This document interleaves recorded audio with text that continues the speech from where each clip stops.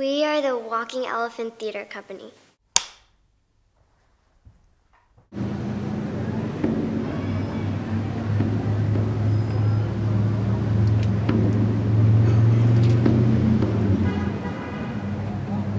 The president had this head of Christ behind him, you know, while he was interviewing me, and he said, "Dr. Gerhardt, I hate to ask you this question, but it's absolutely essential that I know." And I knew what he was going to ask, and I knew I was going to lie, right?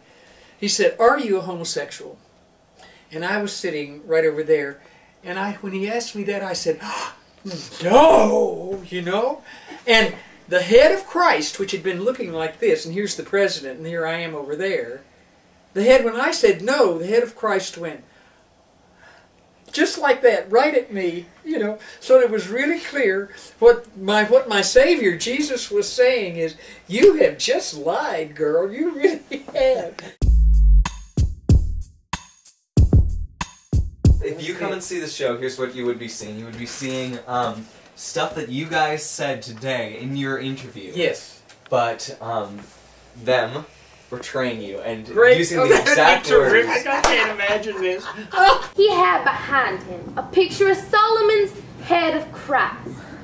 And the president, he said to me, "Dr. Gerhardt, Dr. Gerhardt, I hate to ask you this question, I hate to ask you this question, but it's absolutely essential that I know. but it's absolutely essential that I know. Are you a homosexual?" And I said, "No, No! And the head of Christ went, just like that.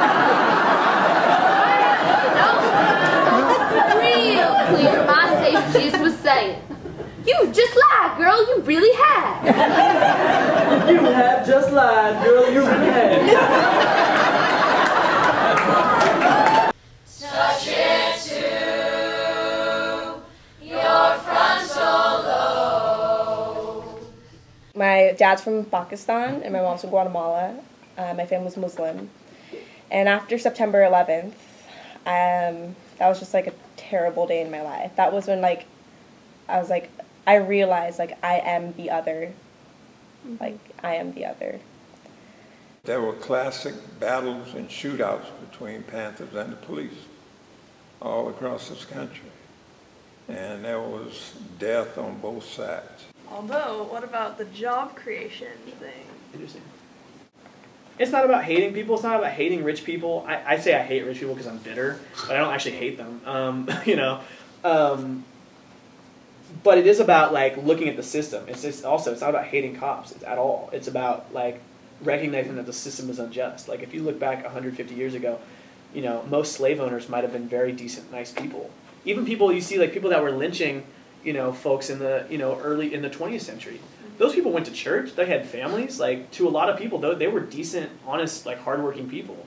And then they would go lynch people, or they would have slaves. You know, it's the system. It's a system that gets inside your head, and it turns you. It turns you against yourself. It creates this cognitive dissonance of well, I know I'm a good person, but I just did this awful thing, and so what am I going to say to justify that? To make myself sleep at night? And that's, you know, we're the job creators, or those people are inferior, you know, black people are inferior, you know. So it's these myths that get created to justify this cognitive dissonance among people with power, because they're good people, but they're doing terrible things, and they need to be able to live with that. So that was a total tangent off what you were saying. But the job creation thing is a really important to talk about with people, because it's a myth, you know. These people are creating jobs, they're just sweatshop jobs in China, you know. You feel like our culture is bullying your family? That's a good way to put it. Yeah, I think that society and the media is kind of bullying my family by showing really unrealistic and bad portrayals of us, I guess, and culture. With every Yes on 8 ad and every time you see a gay kid get bullied on TV or something, it's even if you believe No on 8 and that gay marriage is right, it's still putting that image in the back of your brain that, oh, they're different in a bad way. And so I think that the way that we're shown in culture is definitely bullying, because it's just, I mean, bullying essentially is just taking out anger on somebody for being the way they are. So essentially our culture is getting angry and disrespecting us for being the way we are. And I mean, my parents, they didn't choose to be gay, they just are. And I didn't choose to be born into a family with gay parents. I mean, I wouldn't give them up for anything, and I love them, but I didn't pick that. So it's not like I decided to be different, I guess. I'm really proud of it, but society's taking anger out on us for being something that we didn't choose to be, we just are. So, it's bullying. Why did you choose to be a homosexual? I'm sorry.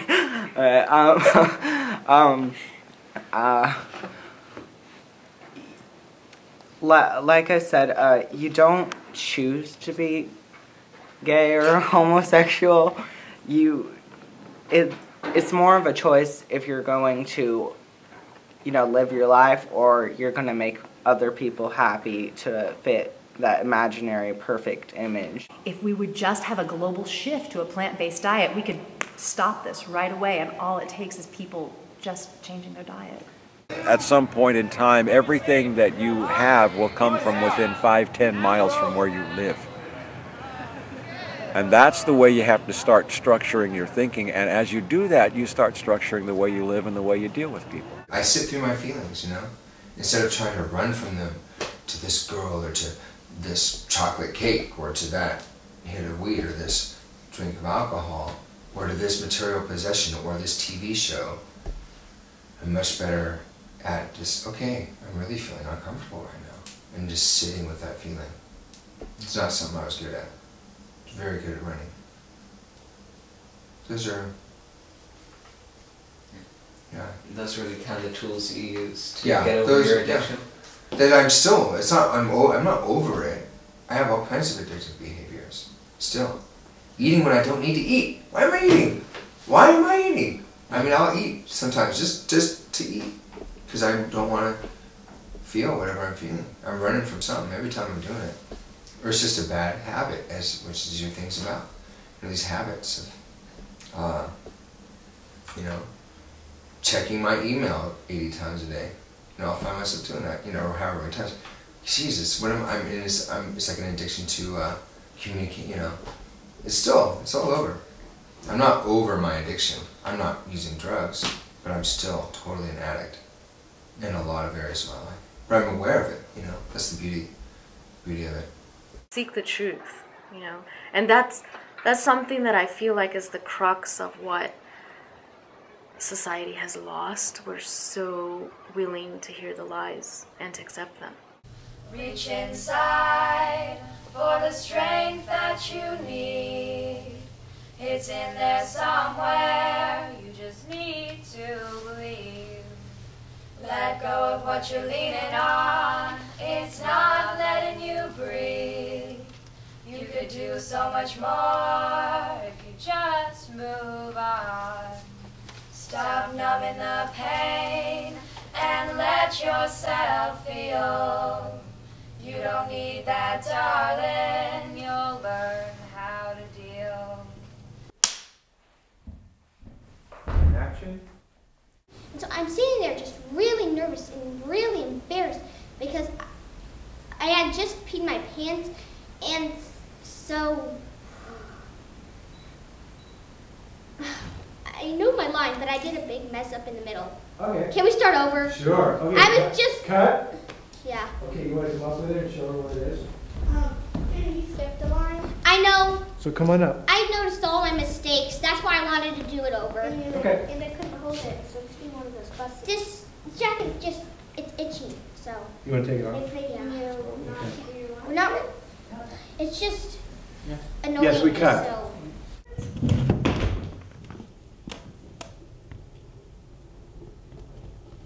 Where's your diaper? I didn't have this reaction of like, oh my God, I'm gay. It was kind of like natural. It was like what what excited my body and what excited my mind. Men. And I didn't really have a kind of internal freak out about it. But there was definitely a very quiet hiding of it, like put that in the back part of myself, not the part that I showed to the world. So yeah, 5th grade, 9 years old. There was definitely a very quiet hiding of it, like put that in the back part of myself, not the part that I showed to the world. There was this guy with like no shirt on and shorts on watering this beautiful garden. He was so kick back and mellow and cool, and we're like, okay, totally, we're gonna get married here. But even him, he was like, okay, so this is gonna be our first gay wedding. You guys are all gonna have your clothes on, right? Everyone's gonna be wearing clothing, right? And we're like, are you serious? Very weird. Are you, like, it's a wedding. Yeah, a wedding. Like, what about that would be naked for you? You guys are all gonna have your clothes on, Everyone's right? gonna be wearing clothes, right? And we're like, are you serious?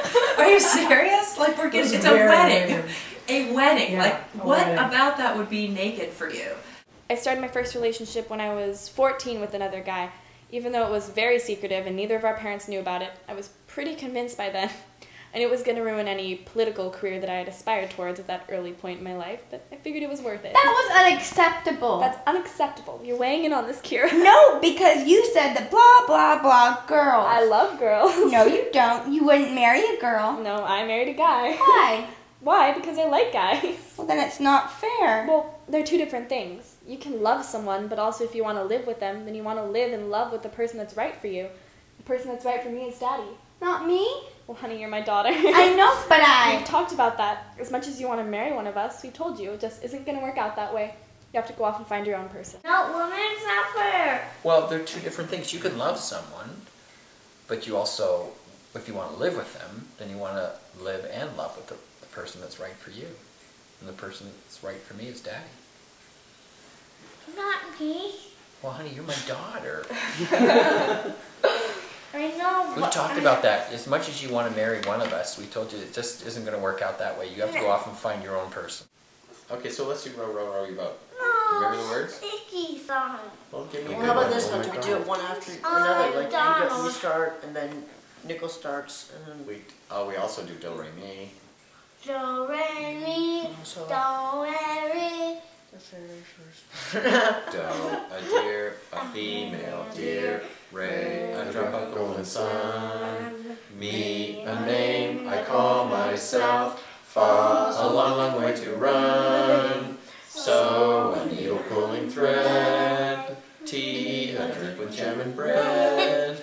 La, a note to follow. So, that will bring us back to do. A deer. So there's that one. Can I change my behavior? Can we as a culture change our behavior? Hi, I'm Mia.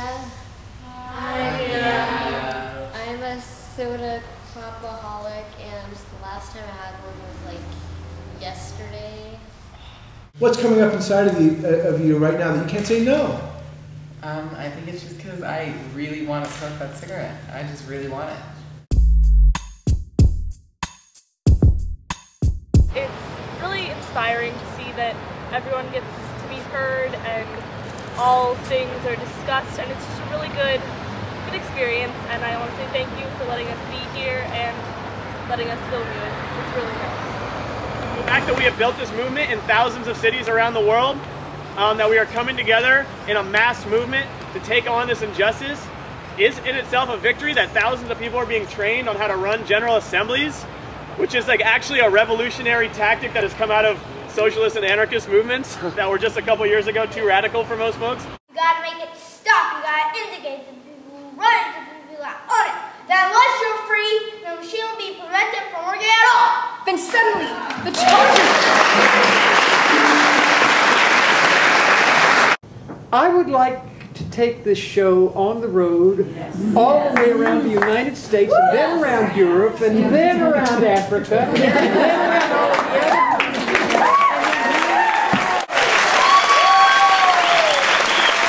I'm gonna get between these two nice young women here because I'm a lesbian, right? No, I'm just kidding. I don't want you to be scared.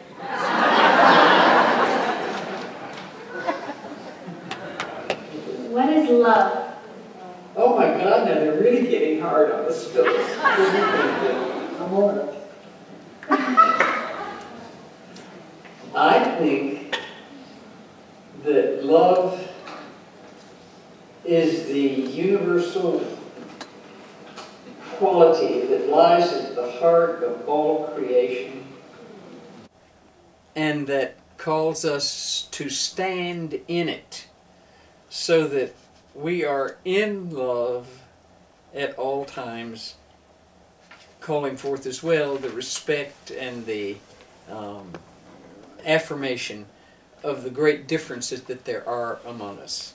If we're all standing in love, you know, it'll be okay that we have differences. If we're not standing in love, we go to war.